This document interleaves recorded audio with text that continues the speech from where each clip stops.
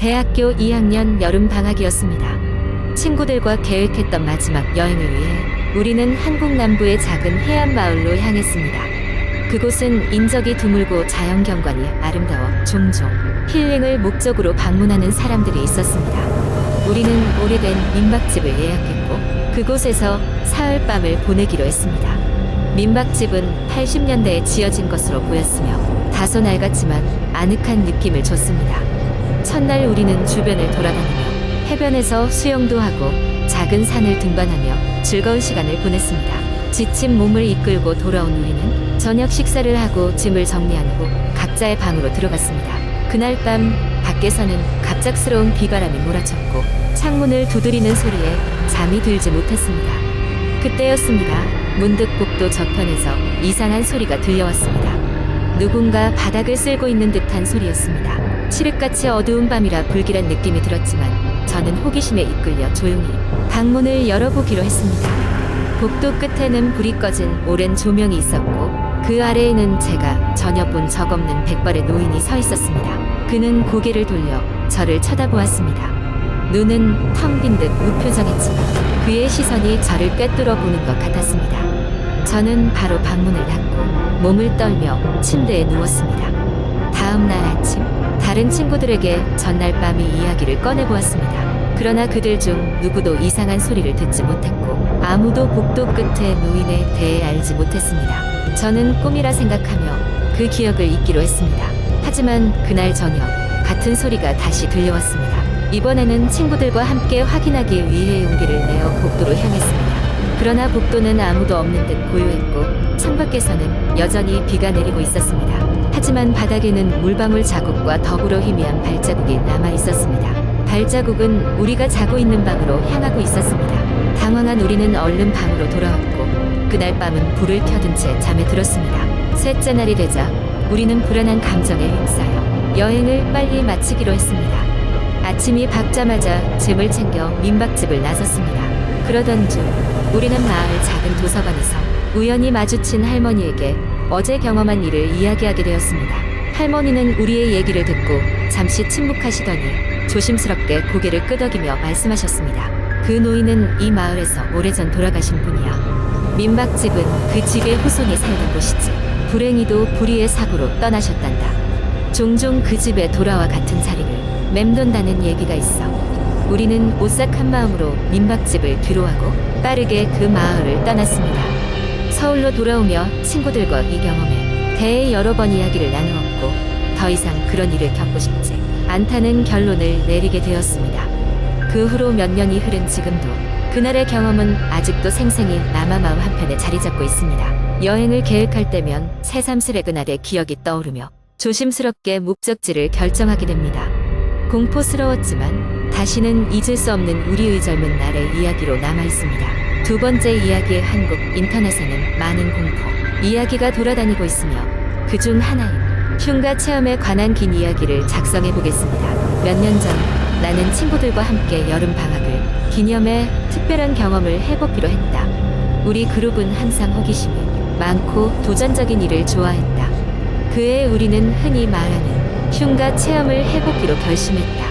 이 공포스러운 모험은 우리 모두에게 잊지 못할 추억을 남길 것이 분명했다. 소문에 따르면 경기도 외곽의 한 작은 마을에 오래된 폐가가 하나 있었는데 그 집에서는 예전부터 여러 가지 기이한 사건들이 발생했다고 했다.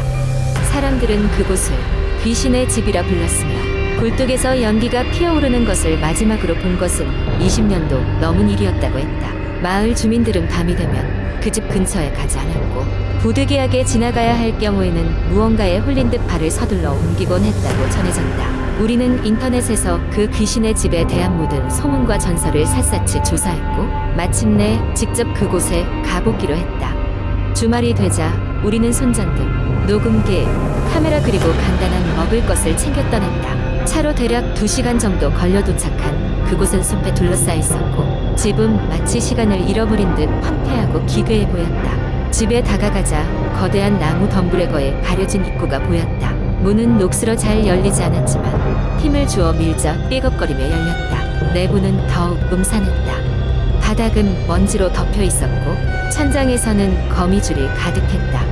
벽에는 기묘한 그림들이 그려져 있었고 우리가 한 발짝 내디딜 때마다 나무가 삐걱거렸다. 첫 번째 방에서 우리는 낮은 목소리가 흐느끼는 듯한 소리를 들었다. 그 소리는 마치 멀리서 울려 퍼지는 메아리 같았지만 어떤 것도 분명하게 보이지 않았다. 친구 중 하나가 장난스럽게 소리를 흉내내자 갑자기 방 안의 온도가 급격히 떨어졌다. 우리는 서로를 바라보며 웃었지만 모두의 얼굴에는 긴장감이 역력히 드러나 있었다. 두 번째 층으로 올라가는 계단은 부서지기 쉬워 보였지만 우리는 하나하나 조심스럽게 발을 디뎠다. 위층에 도착하자 복도 끝에서 희미한 빛이 새어나오는 것을 발견했다. 우리는 호기심에 이끌려 그곳으로 걸어갔지만 문이 살짝 열려있는 방에 들어서는 순간 서늘한 바람이 우리를 맞이했다. 그 방에는 낡은 침대가 있었고 침대 위에는 먼지가 쌓여있는 오래된 인형이 놓여 있었다. 인형은 무표정한 얼굴로 우리를 바라보고 있었고 그 눈에는 마치 살아있는 듯한 광택이 있었다. 친구 중 한 명이 인형을 들어올리자 갑자기 방 안에 문이 쾅 소리로 닫혔다. 우리는 순간적으로 굳어버렸다.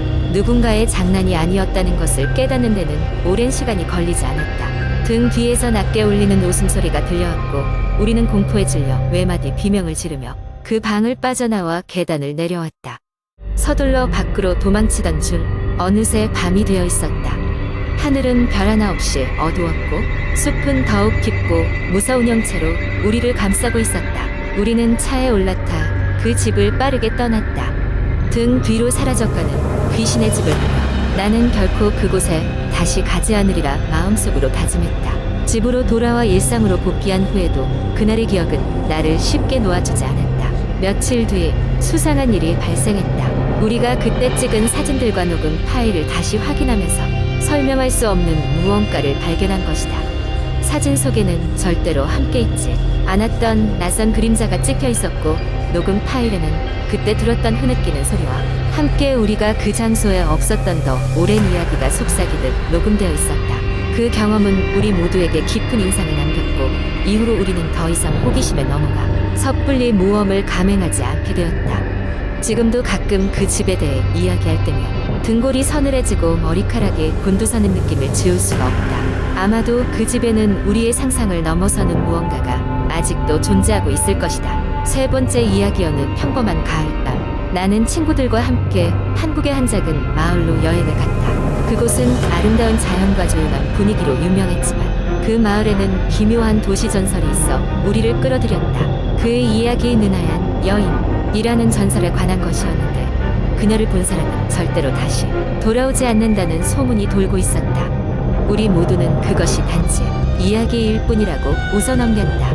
숙소에 도착하자마자 우리는 마을의 사람들에게 전설에 대해 물었지만 대부분이 그런 이야기는 모른다며 흥미롭지 않다는 듯 대답했다. 하지만 한 노파는 우리를 조용히 부르더니 밤이 되면 절대로 특정한 산길로 가지 말라고 경고했다. 그곳이 바로 하얀 여인이 목격된 장소라고 했다. 우리는 그 이야기가 더욱 궁금해졌고 결국 그 산길로 가보기로 결심했다. 밤이 되자 달빛이 희미하게 비추는 가운데 우리는 산길로 향했다. 길은 점점 어두워지고 숲은 점점 빽빽해졌다. 우리의 손전등은 앞을 비추었지만 그 빛은 오히려 긴장감을 더해줄 뿐이었다. 바람이 불고 나뭇가지가 삐걱거리는 소리에 우리 중 몇몇은 돌아가자고 했지만 호기심은 우리의 발걸음을 멈추지 못하게 했다. 그러다 갑자기 나무 사이로 흰 그림자가 스치듯 지나갔다. 순간 우리는 얼어붙었고 모두 서로의 얼굴을 보며 아무 말도 하지 못했다. 누군가 장난치는 것이라고, 눈이 잘못 보인 것이라고 애써 변명했지만 그 순간 다들 무엇인가 특별한 것을 느꼈다. 우리는 긴장한 채로 발걸음을 계속 떼어갔다. 얼마 지나지 않아 우리는 작은 빈터에 도달했다. 그곳에는 오래된 고목이 있었고 나무 아래에는 낡은 비석 몇 개가 있었다. 비석에는 알 수 없는 문양과 글자가 새겨져 있어 묘한 분위기를 자아냈다. 그런데 그때 어디선가 멀리서 여인의 흐느끼는 소리가 들렸다. 소리는 점차 가까워졌고 우리는 공포에 질려 주위를 둘러보았다. 갑자기 우리의 손전등이 꺼졌고 주위는 완벽한 어둠에 휩싸였다. 그 순간 우리는 누군가의 숨소리를 느꼈다. 너무나 가깝고 너무나 차가운 숨결이었다. 조금이라도 움직였다간 큰일 날 것 같은 공포가 엄습해왔고 온몸이 얼어붙어 움직일 수가 없었다. 어둠 속에서 희미한 형체가 나타났다. 그것은 어느새 우리 바로 앞에 있었고 우리는 눈앞에 서 있는 하얀 여인을 뚜렷하게 볼 수 있었다. 그녀의 얼굴은 놀랍도록 창백했고 눈은 텅 빈 듯하다가도 우리가 볼 수 없는 무언가를 응시하는 것 같았다. 그녀의 입술이 열리며 무언가 속삭였지만 그 말이 무엇인지는 알아들을 수 없었다. 우리는 비명을 지르며 정신없이 달리기 시작했다. 어떻게든 그곳을 빠져나와 마을로 돌아와야만 했다. 발바닥의 감각이 사라질 정도로 달리고 또 달렸다. 숨이 차올랐지만 멈출 수 없었다. 뒤에서 들려오는 그녀의 흐느낌이 멀어지지 않는 것 같았다. 기적적으로 우리는 산길을 벗어나 마을로 돌아올 수 있었다. 뒤를 돌아보니 더 이상 아무것도 보이지 않았지만 그때의 공포가 가슴 깊이 남아 떠오를 때마다 소름이 돋는다. 그날 이후로 우리는 마을에 가지 않기로 약속했다. 그리고 그날 밤의 공포는 우리만의 비밀로 남아있게 되었다. 마을의 그 오래된 전설은 결코 단순한 이야기가 아니었다는 것을 알았기 때문이다.